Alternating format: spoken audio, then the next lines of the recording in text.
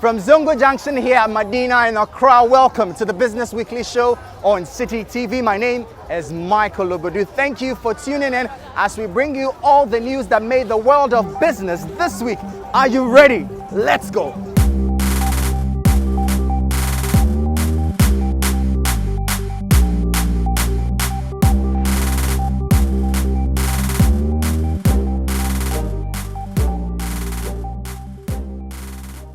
Last week, we spent a lot of time on the State of the Nation address and the 2021 budget presentation. But this week, we'll be kick-starting with reactions from various stakeholders on the budget presentation. Some had objections to portions of the budget, while others had suggestions on how some of the policies in the budget should be implemented. While there were others too whose expectations were not met at all. The Ghana Hotels Association says its expectations were not met in the recently delivered 2021 budget statement. Government, as part of its broader economic recovery plan to get the Ghanaian economy back to its previous state, announced in the 2021 budget a corporate income tax rebate of 30% to companies within the arts, entertainment and hospitality sectors. But speaking to Citi Business News, President of the Ghana Hotels Association, Dr. Edward Akanyameke, says the hotel industry will require more than a rebate in order to recover from the impact of the COVID-19 pandemic. Under normal circumstances and in normal times, the 30% rebate on income tax announced by government in the 2021 budget statement would have been very good news. In fact, would have welcomed it wholeheartedly. However, you and I know that we are not in normal times. And for an industry like the hotel industry that is yet to embark on significant recovery, a stimulus package or support that focuses on the input end of our business would have been better appreciated than one that focuses on the output end. What I mean is that the 30% rebate on income tax is based on the assumption that hoteliers will make some profit in the stipulated period. But the reality on the ground is that it would be a big miracle for any hotel to declare profit for 2020, 2021 or even the next year, 2022. Indeed, as a result of the pandemic, hotels have incurred huge debts that will take them a while to recover. That is our reality, and we expected government to address that and not to tease us with this 30% rebate on income tax. For international auditing firm KPMG, the newly introduced taxes are a necessary evil as the government strives to engineer the recovery of the economy following the impact of the COVID-19 pandemic. New taxes and levies such as the additional 30 pesos on the price of some petroleum products, the 5% financial sector cleanup levy on profit before tax of banks to help defray outstanding commitments in the sector were all introduced in this year's budget presentation. The firm believes these taxes will require specific time periods so they could be scrapped once the economy bounced back. In terms of some of the taxes, yes, it's definitely going to hit individuals and businesses. The issue is, what is the alternative if government does not have this revenue? What it would then mean is that a lot of things could even go wrong and life could be worse than we do have now. So it's a period that, though difficult, I believe that we have to sail through it, and within the short term, when things are stabilized and normalized, these taxes are likely to find their way out. So it is with the banking tax as well. Already they pay the corporate taxes and they also have the National Fiscal Stabilization Levy, and this 5% has been added on top. Probably what they should do is that these taxes outside the normal corporate tax should engage government to make them what we call deductible, so that when you are paying your corporate taxes, they are factored out of the remainder of the profit. And I believe that the other way is also to ensure that it's for a set period, so that it doesn't become a permanent feature on the expense line of banks. If we do that, there's a short-term measure to help all of us, because for banks, we call them what? Public interest entities. They are there to serve all of us. If they collapse, we all suffer. If they survive, it's for all our benefit. So if you're in a recovery mode and they can support the government with revenue for all of us to survive, it's a good move, but it should be short-term in nature so that it can go away. On its part, the Ghana National Chamber of Commerce and Industry says government should invest the revenue it will generate from the newly introduced taxes into infrastructure development. Severe impact on the associations and even the country at large. Because, like I said, every tax brings a burden. And the tax, you will depend on whether you can pass it or not to pass on. But some of these taxes that are consumption tax, no matter what it is, you will consume. So everybody is going to be affected apart from the association. The individuals will be affected. You go and buy products or goods and services, you pay tax. You buy fuel, you pay tax. So we are seeing that less. It is having a negative impact on the businesses. But if government make good use of the revenue that they have collected as a result of the tax and use them on productive sectors that will not be inflationary, at the long run, businesses will benefit from it. Infrastructure developments, there are long-term benefits to that. Roads, etc., hospitals, and all those things. And you know, as businessmen too, we are also looking at having a good security around us. If the military and other sorts of police, etc., are also taken good care of to manage the economy in such a way that all our benefits are not eroded away, we have good democracy and all those things, then we stand to benefit into the future. We've heard the opinions of various industries on the budget, but there's one group of people who were not entirely pleased with government's policies. Importers, exporters, and freight forwarders say they were not impressed with the introduction of new taxes. They also say that they expected clear-cut policies that would check the introduction of new tariffs by shipping lines. Government is seeking to introduce 4 new levies and increase some existing ones this year. Some of the levies include the COVID-19 health levy and the financial sector cleanup levy. The caretaker finance minister, Oseiche Mensah-Bonsu, during the presentation of the 2021 budget in Parliament on Friday, announced the taxes proposed by the government. But the freight forwarders believe the introduction of these taxes will end up increasing the cost of doing business at the port. The vice chairman of the Ghana Institute of Freight Forwarders, Johnny Mante, though describing the budget as a good one, is asking for timeline as to when the new taxes will be implemented in order to plan ahead. Largely, our expectations were on point. We weren't expecting any tax increment in terms of duty rates. That's been established. No increment in duty rates. Of course, there was the 1% COVID relief fund that's been set up. What probably we were looking out for was a period, as in how long is this going to be on our books. But of course, I mean, looking at what government has been able to do throughout this pandemic, I mean, you can't actually ask for more. They've done very well, I must say. I mean, everybody is aware of this fact. Within our space, we are still expecting exports to go up.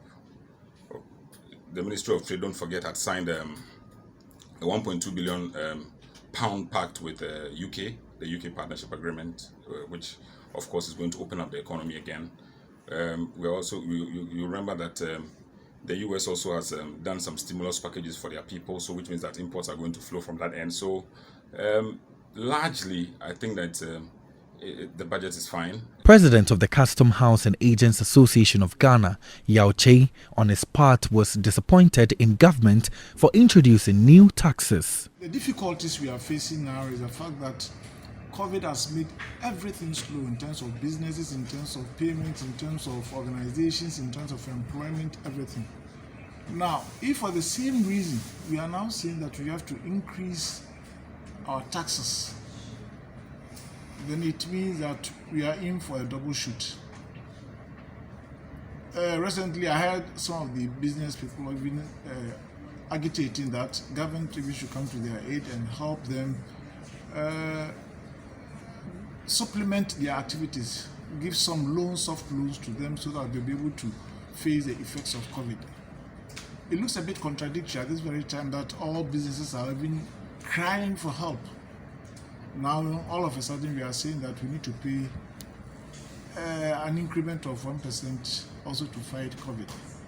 I think it looks a bit more contradictory as far as businesses are concerned. Meanwhile, the Executive Secretary of the Importers and Exporters Association, Samson Asaki Awingobet, says although the budget did not fully meet their expectations, they hope that Parliament will scrutinize it better to ensure that Ghanaians derive the full benefits of it.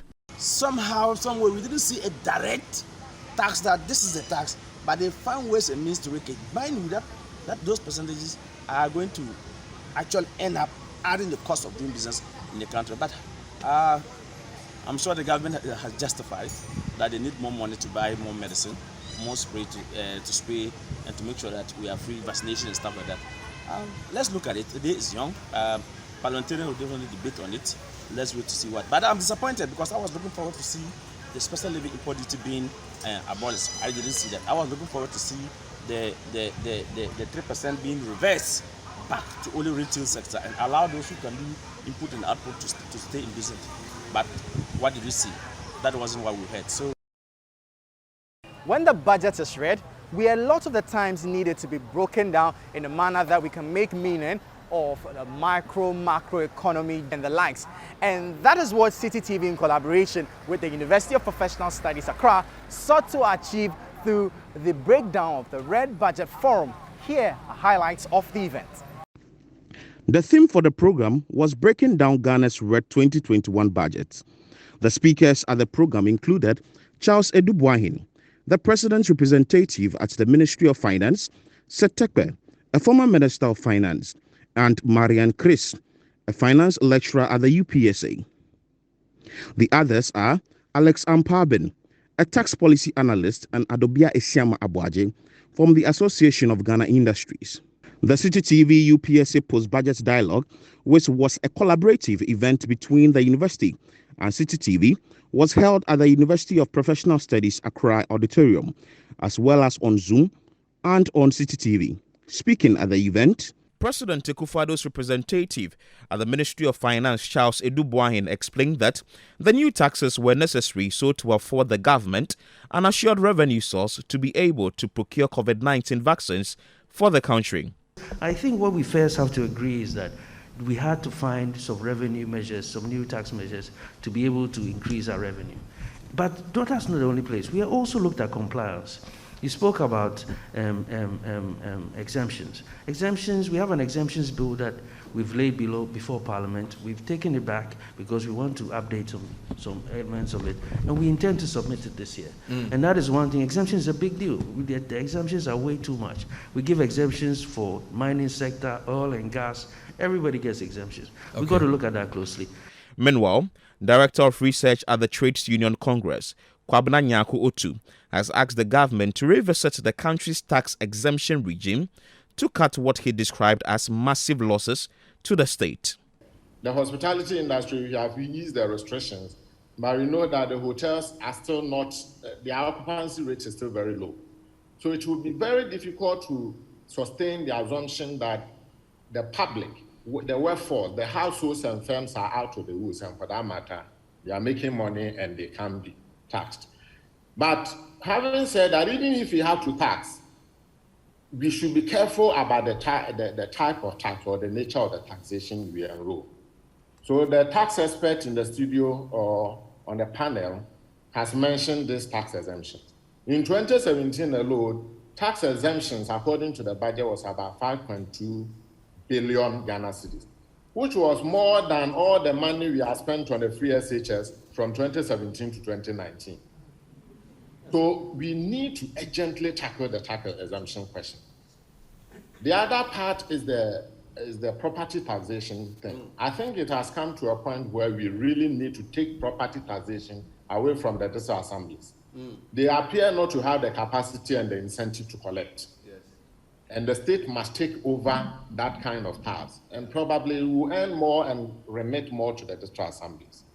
On his side, former Finance Minister Setekpe, who was also a panelist, called on the Institute of Chartered Accountants to, as a matter of urgency, clarify the computation of debts and revenue on the national front and also make a pronouncement on recent happenings at the Auditor General's department. According to the former minister, the silence of the Institute on the varying standards of calculating national debts and revenue will leave a bad precedent if nothing is done about it by the Institute. Let us have a consensus on how we calculate revenue, how we calculate expenditure, how we calculate debt.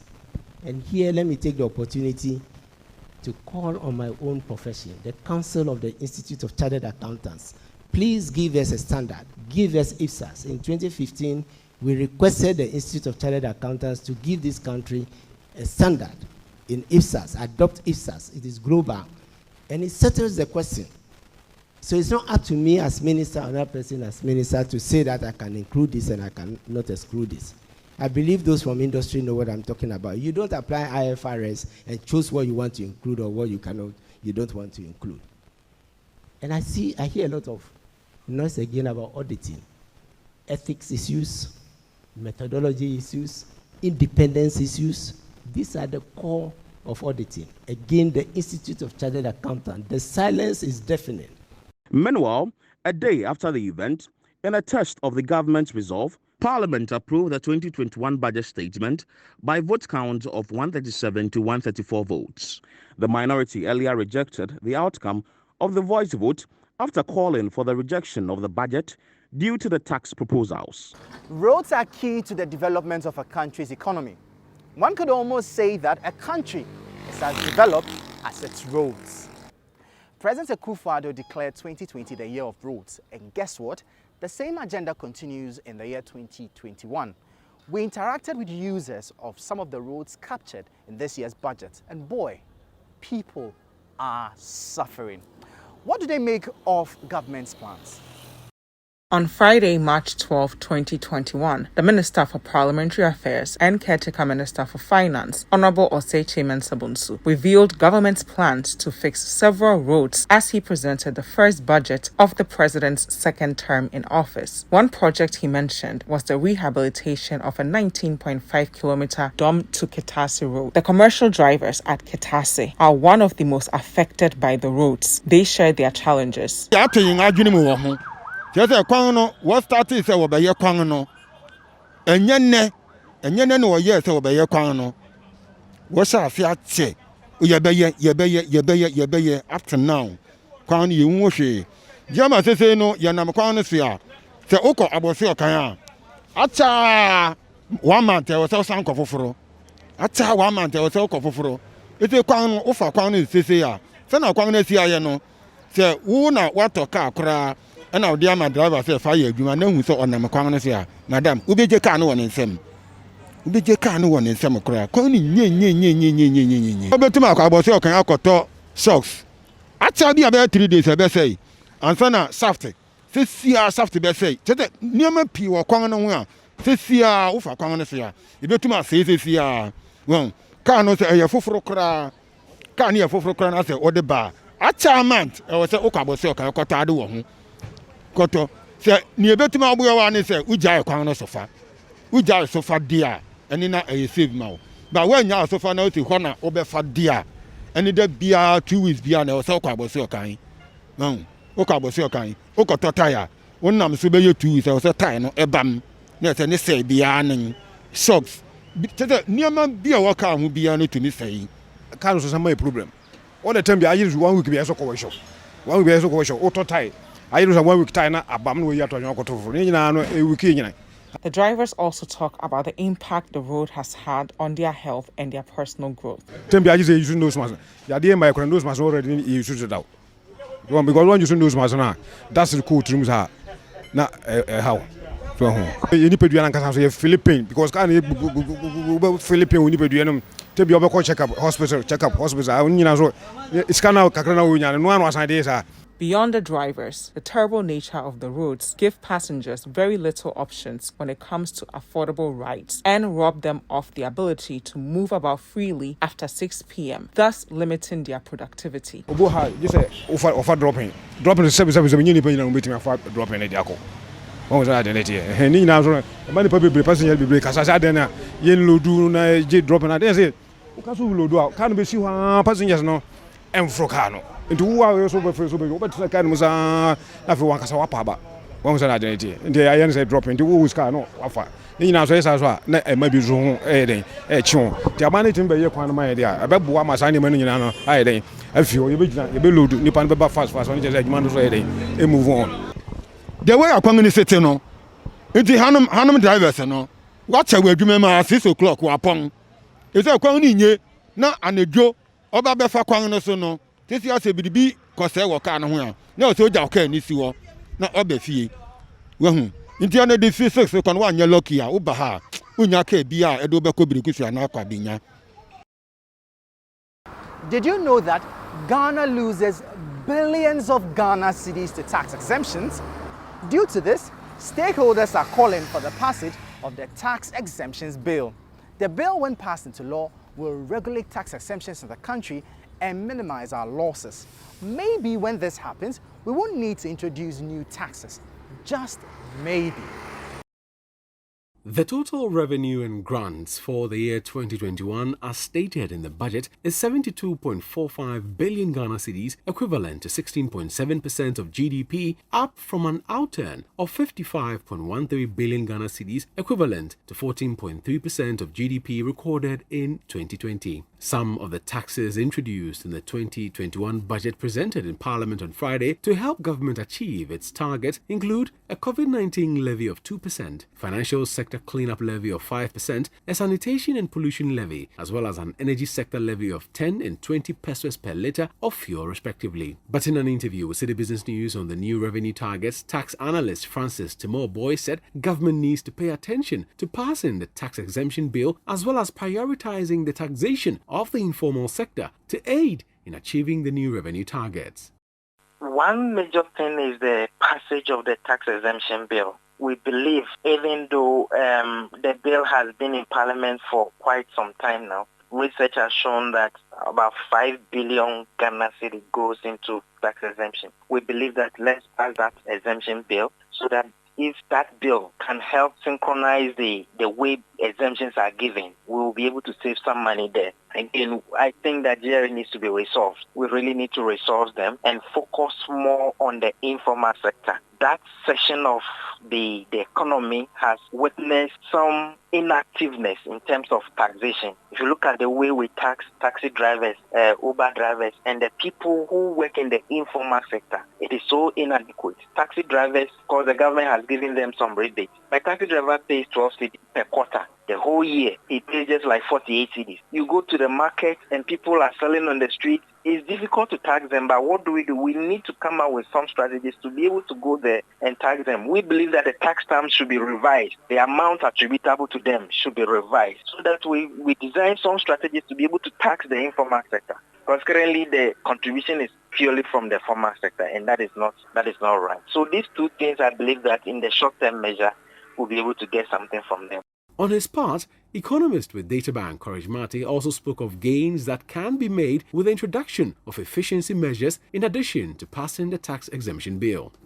Beyond just implementation of new tax handles, there are a lot of things we can make on efficiency measures. And there is a case in point using the integrated custom ware management system, the ICAMs at the port. What we noticed is that as a result of application of the ICAM, port collections or custom duty collections actually grew by 79%, or exceeded the 2020 target by 79%. That tells you that just by blocking the leakages at the port, government revenue actually did better than expected last year. So if we look at the various areas of revenue leakage, we can improve revenue performance without new tax handles and reduce the risk of fiscal overrun. The second point is to look at the tax exemptions regime because there's been called that it cost the state in revenue losses 2.6% of GDP. And we are aware that the tax exemption bill has been in Parliament for exactly 2 years now.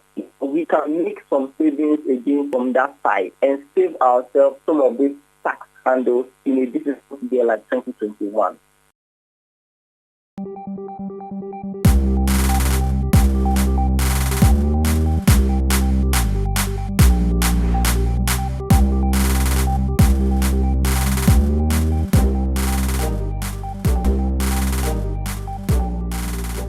Since the nationwide blackout, the Ghana Grid company, Gridco, has been in the news. Gridco says the days of erratic power supply doomsday is not back. It however says we should expect some power outages as it is working to upgrade its systems to improve upon its service delivery. These power outages will be in phases. Volta region had its turn this week. The Association of Ghana Industries commends Gridco for the information. It however says it hopes that it will complete this project in time so that the businesses of its members will not be negatively impacted.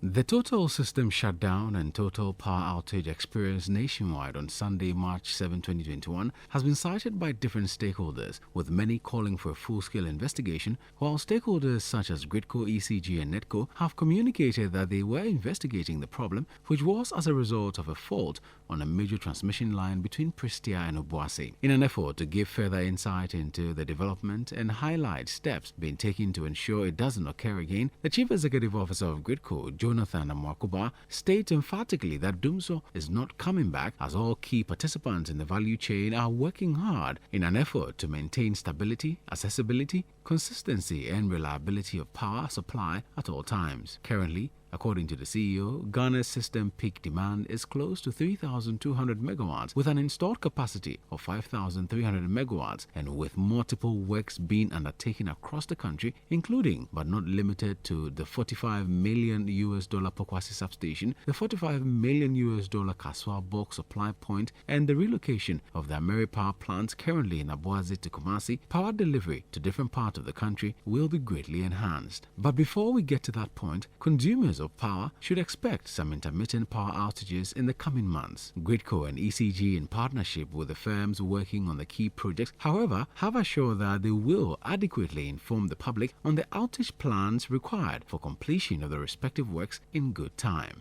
Meanwhile, the Association of Ghana Industries, AGI, is admonishing the Ghana Grid Company, Gridco, to hasten its announced system upgrade to prevent any negative effect on the operations of industries. Speaking to Citi Business News, Chief Executive Officer of the Association of Ghana Industries, said Chumakwawa, while commending Gridco for announcing the timeline surrounding the upgrade, is urging the company to stick to its schedules. We all experienced the recent power off, but our understanding of it, and as it's been explained by Gridco, is that it was a technical problem. And once you are working with machines, you occasionally have this situation.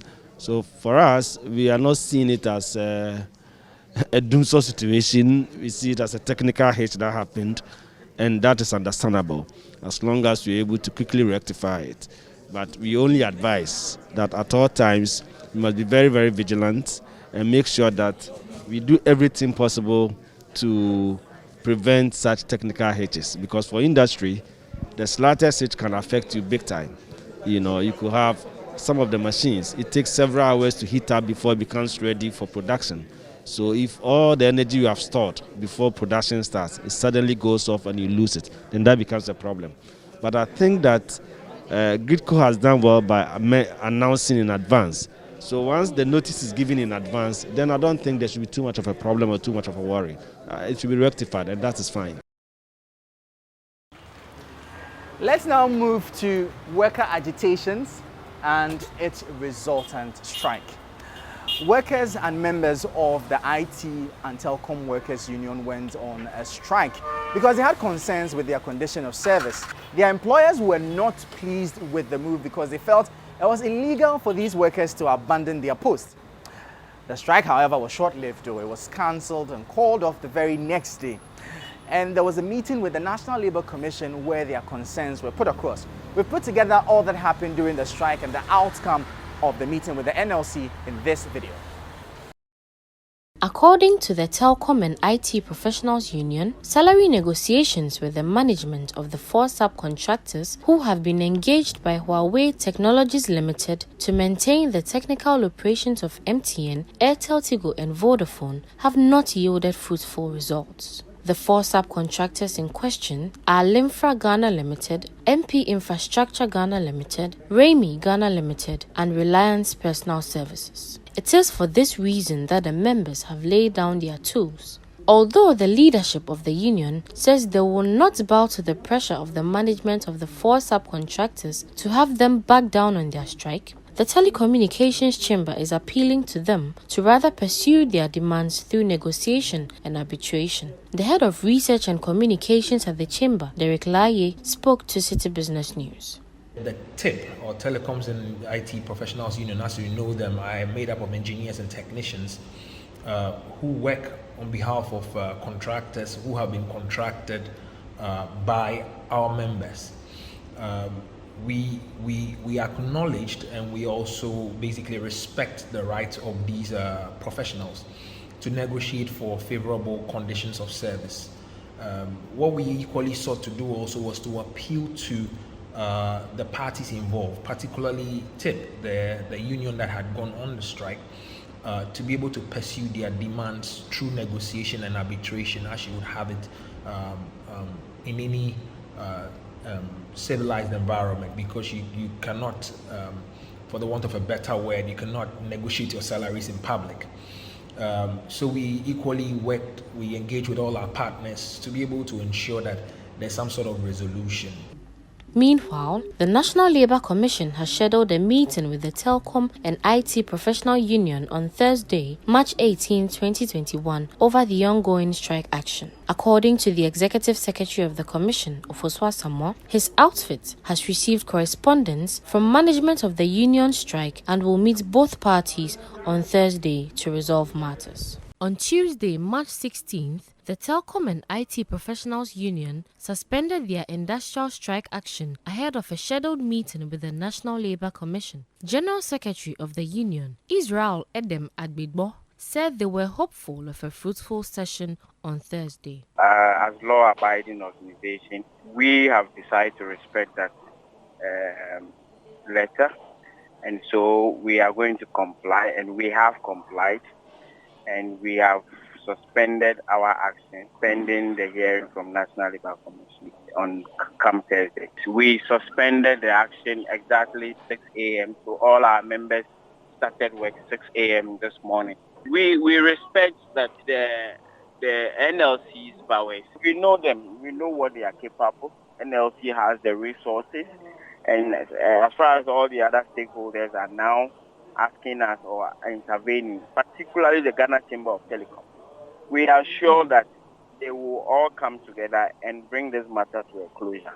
It is very important and it is very critical, because we cannot have an industry where we will be working and will be paid outside what the industry standards should be. Meanwhile, after the meeting with the National Labour Commission, it was, among other things, concluded that the workers and their employers should use voluntary arbitration to address the issue of salary negotiation. A recent survey has showed that local producers are having a hard time getting their goods onto the shelves of supermarkets across the country. Checks in some of these supermarkets has revealed that just about 26% of the goods they sell there are made in Ghana. Now this is very bad for the local production industry and Ghana as a whole. Let's get the details of the story in this video. The research conducted by Confidence, the second of its kind, which once again highlights the low presence of made-in-Ghana goods on the shelves of various supermarkets in the country, also showed that there has been an improvement from the 2019 survey, when only 18% of the goods surveyed were Ghanaian products. The leading supermarkets and two popular fuel station marts in Accra used in the study include ShopRite and Game at the Accra Mall, Palace Supermarkets, Koala at Osu, as well as Batrona Total, and Airport Shell, among others. The survey, which was conducted in December 2020, looked at 19 products categories. Out of the total number of individual products, which summed up to 5,943, translating into 74%, were foreign brands, with only 2,040 translating into 26% being made-in-Ghana brands. Despite the increase in the number of made-in-Ghana goods sold across the selected supermarkets, the best performing category of made-in-Ghana goods is water, with 60% of all water on sale produced in Ghana, followed by eggs, with 55%. Fruits and vegetables with 52%, and spreads with 44.74%. The worst performing categories are biscuits and confectioneries, noodles and pasta, and utensils and cutlery, all of which had about 6% representation. The research also noted that over 65% of all rice, salt, fresh meats, fresh poultry, and even chocolate brands on the shelves were foreign as well. In an interview with Citi Business News, a senior associate at Confidence, Joshua Ansah, noted that the overall competitiveness of made-in-Ghana products need to be improved. This, he said, should be accompanied by innovative financing options by financial institutions and the supermarkets to assist small suppliers to comfortably adjust to the long payment periods of these supermarkets. The main thing to consider is that for the share of made in Ghana to go high, the local goods have to be competitive. They have to be able to compete in terms of their quality. They have to be able to compete in terms of their branding. They have to be able to compete in terms of pricing. These are very extremely important areas where they definitely have to be competitive. In terms of our recommendations, we recommend that this should be approached in two stages. The first stage being that these local suppliers have to be helped to become competitive. We have to help them to become competitive in terms of quality. We have to help them to become more competitive in terms of branding, their packaging, and more competitive in terms of pricing. We looked at their branding and their packaging last time out. It was good. In terms of packaging, it was really good for this survey. So we hope that continues. But after helping or after making sure that they become competitive in this sense, the next step becomes getting them on the shelves. One of the things that we noticed, or one of the things that came up, was that some of them complained that when they are trying to get onto the shelves of the supermarkets, this will have long payment periods. So you supply your goods to the supermarket, and it takes about a couple of months or 3 months before they pay you. Now, for some suppliers, this is okay. There's nothing wrong with that. And that is standard practice around the world for supermarkets. However, for the local suppliers, it becomes an issue because some of them do not have that cash flow to have their money locked up for that long without it being a problem. So these are some of the areas in which we have to support the suppliers in terms of providing the financial means of innovative financial solutions that help them to be able to deal with these standard retail practices. Another initiative is to try to encourage the supermarkets to have more made in Ghana. And the FDA is doing this with the Buy Ghana, Love Ghana initiative, which encourages supermarkets to have dedicated made in Ghana shelves. And we did see some of these shelves. But one issue that we raised in the report was that while these shelves exist, some of them are quite small, some of them are fairly negligible. And it will be better to make this approach more holistic so that instead of asking these supermarkets to have one small dedicated made in Ghana shelf in the whole outlet, let's encourage them to have more made in Ghana dedicated shelves in each product area. Now that we can fully appreciate the challenge, what is the government saying or doing about the issue? Let's now hear from the Trade Ministry. According to Confidence, the result is an improvement as compared to the 2019 survey, when only 18% of goods surveyed were Ghanaian products. However, despite a huge growth in the number of multinational supermarkets in the last decade in the country, the invasion is yet to be translated into an avenue for local manufacturers to make money. They have asked policymakers and key stakeholders to review the shelf presence of made-in-Ghana goods.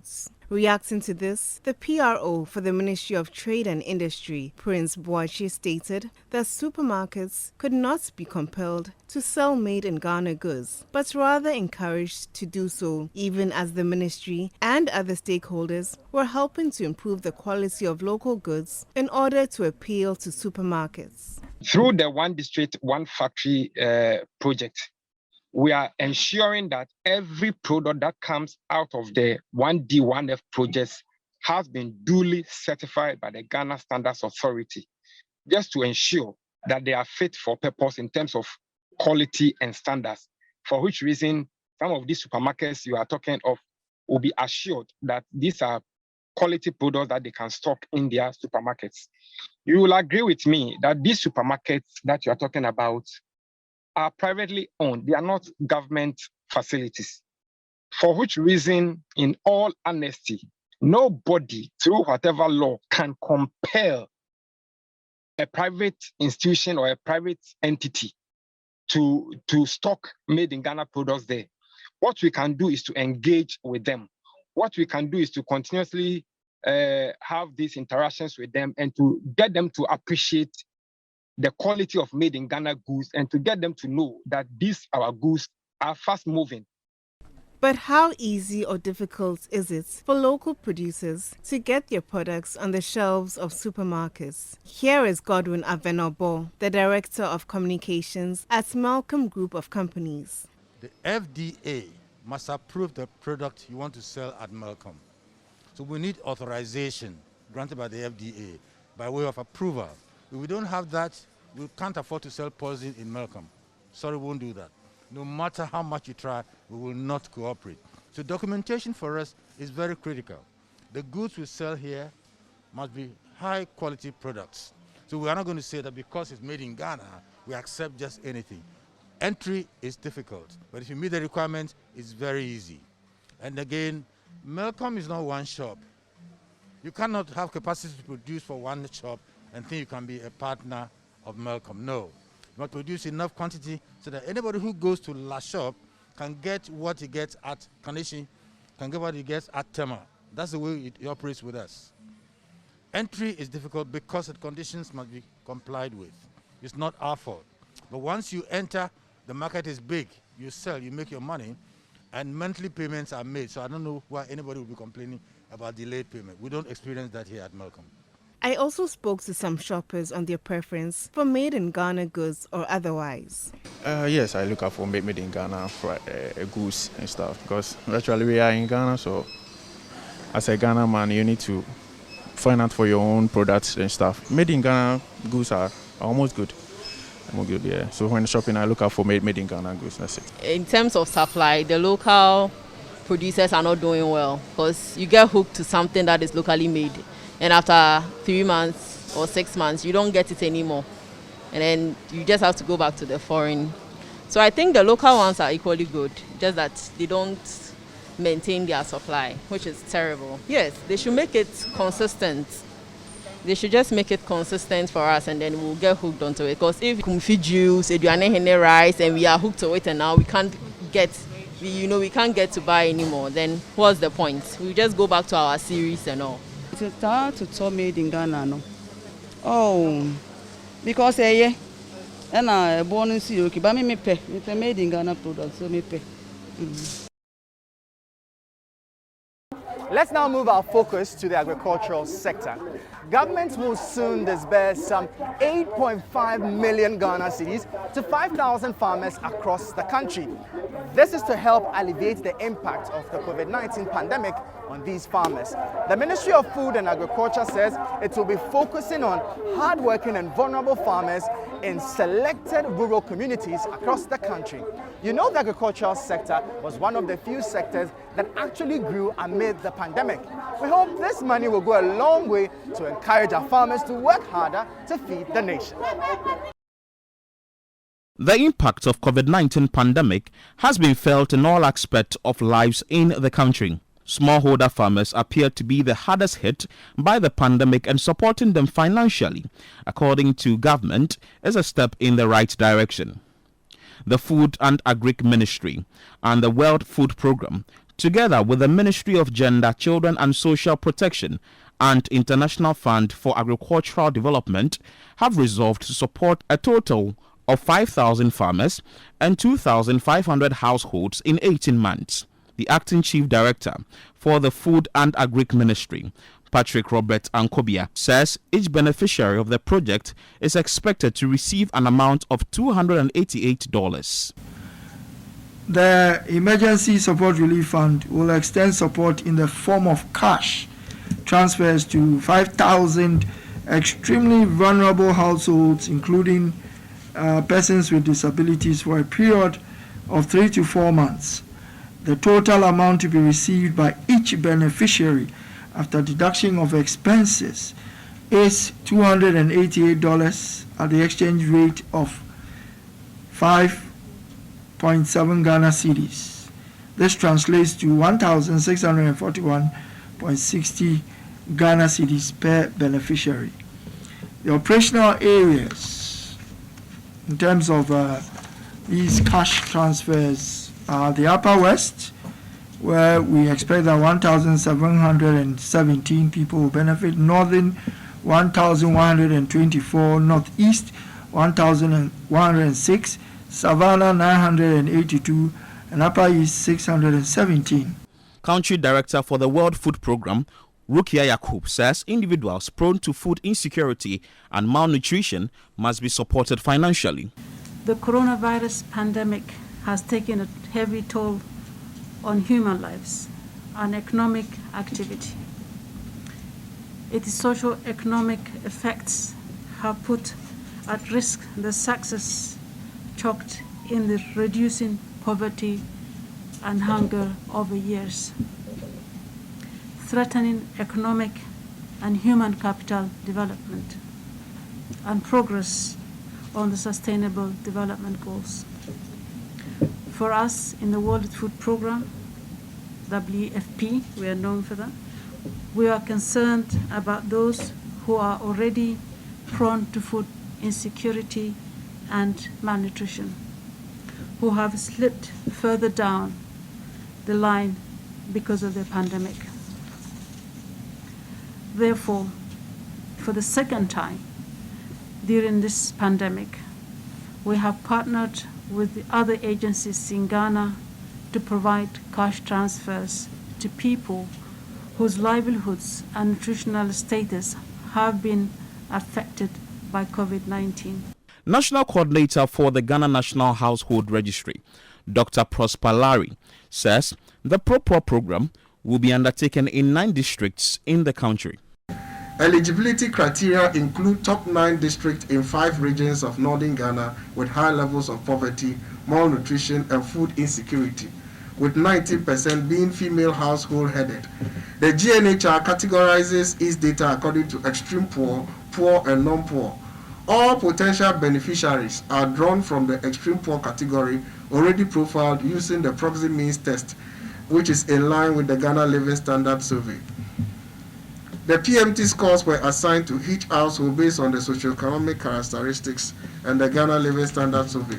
The areas covered were Northeast, the Unyo Naswan district, profiling 835 people, Northern Region, Gushegu district, profiling 1,171, Savannah Region, Northeast Gonja district, and that was 603.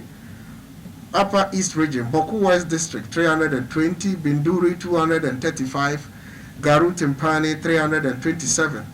In the Upper West Region, Wa West was 278, Wa East District, 651, and then Lambuse Kani District, 580.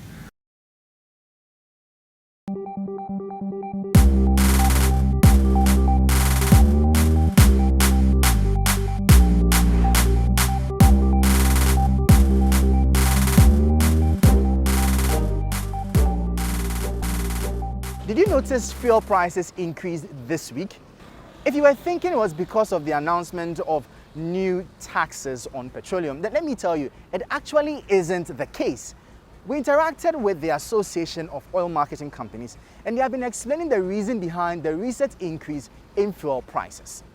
The Association of Oil Marketing Companies says the recent increase in fuel prices is not because of the announcement of government's intention to introduce new petroleum taxes. The government had indicated plans to introduce 2 new taxes on fuel that will increase the cost of petrol sold at the pump by 30 pesos. Fuel is currently selling at 5.45 Ghana cedis per litre at some fuel stations, an increase from an earlier price of about 5.3 Ghana cedis per litre last week. But speaking to Citi Business News, the president of the Association of Oil Marketing Companies, Henry Akwabwa, says the newly mentioned taxes will only take effect after going through the due process of parliamentary approval.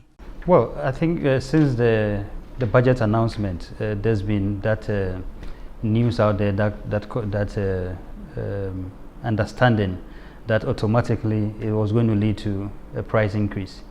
Of course, you've seen increases at the pumps, but this is not as a result of the taxes that was announced by the government last week? Well, what we want them to know is that prices on the world market is increasing. Obviously, we import the petroleum products. We use the USD to import these products. So when you buy them on the world market and you bring them in, you need to convert it into Ghana cedis. So the rate of exchange plus the prices on the world market is what determines the final price that we sell to the consumer. So there's not been any increase in taxes which has resulted in the price increases, but just the world market prices and the current rate of exchange that has led to the price increases now.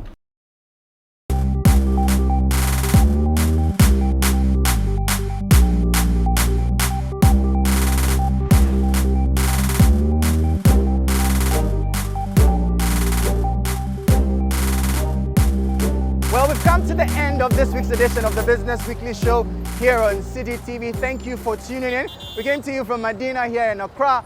Maybe sometime next week we will be in your neighborhood. Don't forget to tune in to the Business Dashboard 7 p.m. sharp every weekday, and to the citybusinessnews.com for all the latest in the world of business. My name is Michael Obudu.